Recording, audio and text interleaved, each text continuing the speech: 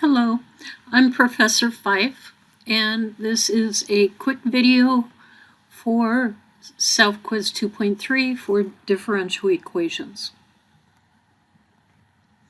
So in this problem, we're going to look at a linear ODE. There it is. Solve the boundary value problem. Where I have t times the derivative of y with respect to t plus 2y equals t to the third. And we have the boundary value y of 1 is equal to 0. So notice that this is linear, and you can write it in linear form. Standard linear form is the derivative plus in this case, we have t's and y's. T is a function.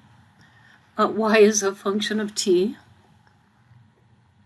So I have p of t times y is equal to q of t. That's standard linear form.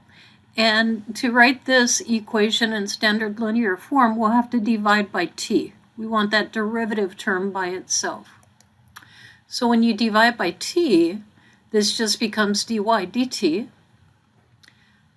plus, you're going to divide by t, so that's going to put a t in the denominator for your second term. 2 divided by t times y, 2 over t times y, equals, and then dividing the right side by t, you have t to the third over t, which gives you t squared.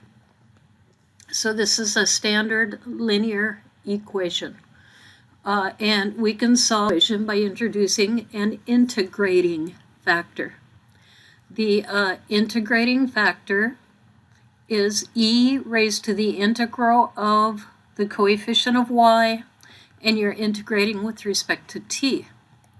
So that's going to be e raised to the integral of 2 over t dt. So 2 over t, that 2 is a constant, it just carries along. The integral of 1 over t with respect to t is the natural log of t.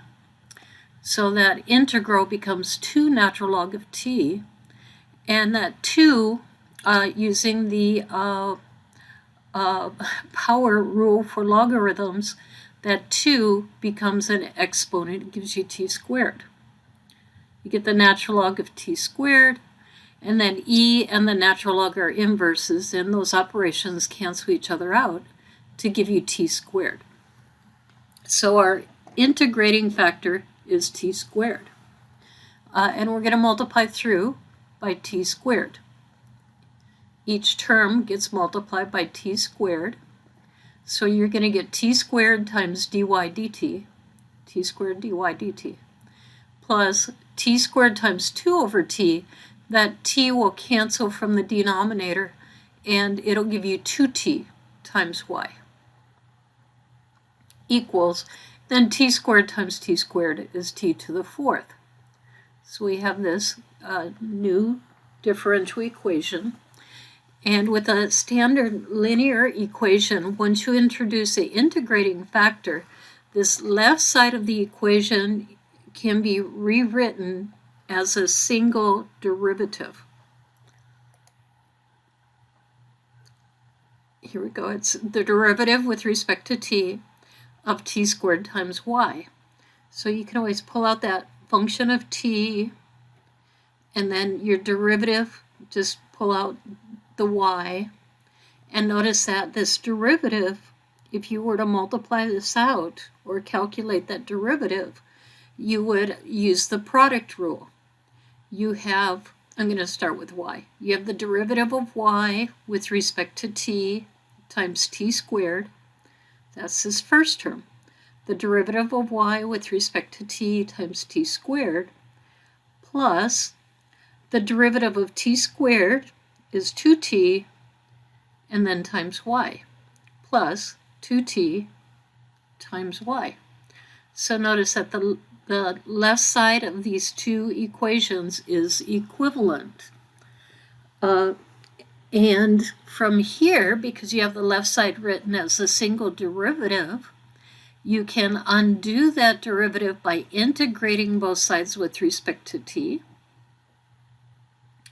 And on the left side, when you integrate with respect to t, you're going to get t squared y. On the right side, integrating t to the fourth with respect to t is going to give you 1/5 t to the fifth plus c. So we have t squared y equals 1/5 t to the fifth plus c. Solve for y by dividing each term by t squared. And I divided the whole right side by t squared. So here we have the equation solved for y. This is the general form of the solution. And to get the particular form that corresponds to this boundary value, we can substitute 1 in for t, and we get 0 for y. So we have y of 1 is 0, and substituting 1 in for t, that's going to give me 1/5 times 1 to the fifth plus c over 1 squared. And those 1's raised to any power is 1. So this first term in the numerator is 1/5, and 1 squared in the denominator is 1. I get that's equal to 0. And that's equivalent to 0 equals 1/5 plus c, or c is equal to negative 1/5. And so I can substitute a negative 1/5 into that general solution.